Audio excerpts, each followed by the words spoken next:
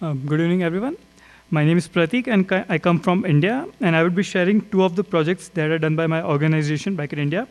The first project is about the campus itself. It's Hunarshala Foundation. I would give you just the basic introduction of what the foundation itself is. The foundation was formed in 2003 after working in the earthquake disaster for the rehabilitation work in Gujarat state. And it has also worked in several other countries like Iran, Indonesia, Afghanistan, and right now it is working also in Qatar.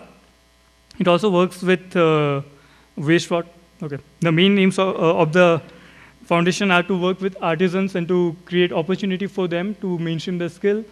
We also work in eco-friendly techniques, cost-effective and low-energy building designs, and also work in disaster rehabilitation, focusing on owner-driven reconstruction approaches. The first slide is about the administrative block in the campus. The walls are made up of hand-compressed stabilized earth block, and the roofing system is made up of steel frame with thatch panels, forming the thickness of around 1.5 feet. That really helps in cooling the internal atmosphere.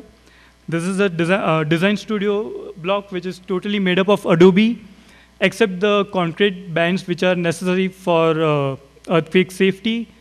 The image on the right is of the intermediate floor that is made up of waste wood, which is otherwise sold for burning fuel. And again, the roof is of thatch. These are the internal images of the design studio, where the handicraft on the patterns on the handicraft are being redefined on walls with mud and mirror work by artisan. And that is a way to give a vernacular look to a contemporary building. This is the construction studio block, which is made up of local stones made by showing different kind of stone masonry, such as random rubble stone, hand dressed stone, and machine cut stone. So basically, use of all different local materials in one campus. This is the carpentry workshop, where the roofing is made up of the top are terracotta tiles, and underneath are the mud rolls. These are the experimental element with wooden stick wrapped in jute and soaked in semi-liquid clay. These are experimental in rammed earth technology, an expression when an architect, an artist, and an artisan come together and what creativity they can perform. So a few example of rammed earth technology in colors and shades.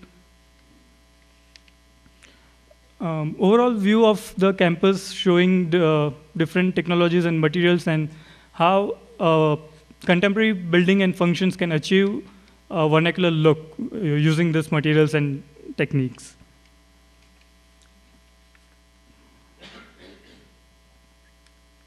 This project is called Shame Sharad. It means an evening at the border. It is a resort project that is located in the desert near the border of India and Pakistan. It is an endogenous tourism project that seeks to promote local culture and craft based on tourism for sustainable livelihood and integrated rural development. The entrance of the resort reflects the traditional space of this culture, which is adorned with local earthen paintings. And the wooden columns, there are structural columns, are also having intricate carving by the local artisans. The semi-covered dining space with thatch roofing. The floor is totally made up of mud, and the roofing is thatch. And underneath the thatch, there are colorful fabrics of handicraft patterns that are spanning all over. And even the furnitures are locally made. This is the lawn space that is also made up by mud and it's covered with lime plaster. And it is ever-evolving design. It is not stagnant. And only the final finish are handicraft, colorful handicraft on a neutral palette.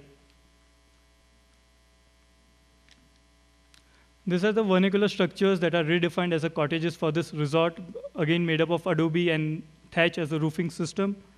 And these structures have proven times tested during the earthquake. They were standing tall when concrete buildings fall apart. Here, the peripheral walls of the cottages become the canvas of art, where again the traditional handicraft patterns are translated to the earthen paintings, which are also changing from time to time. Every year, they change the paintings and earthen work over here.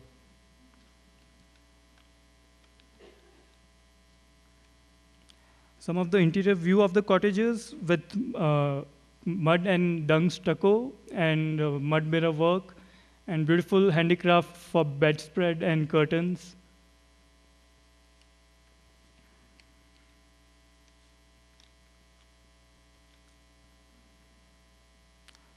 Minimal design for the performing platform, where every evening local folk artists perform folk music and other kind of drama or act in this platform. It is totally made up of mud with minimal interventions.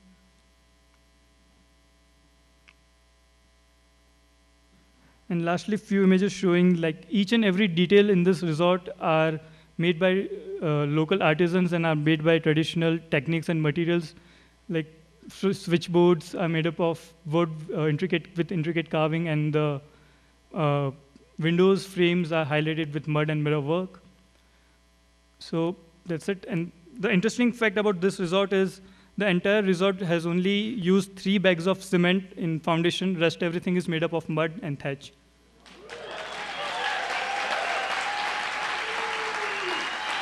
Yep. Thank you.